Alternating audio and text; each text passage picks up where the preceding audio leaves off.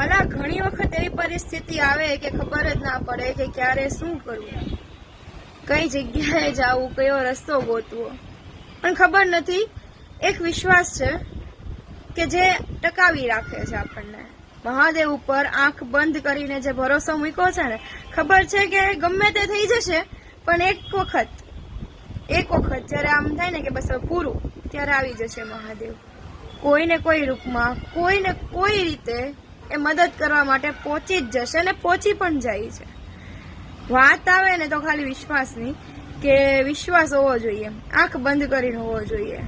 માણસ ઉપર વિશ્વાસ ના કરો, પણ મહાદેવ ઉપર કરો, કે ગમે એવી પરિસ્થિતિ હશે ને એ આવી જશે તમારી પાસે તમારી મદદ કરવા માટે. એટલે વિશ્વાસ રાખો. બાકી બોલો, મહાદેવ મહાદેવ.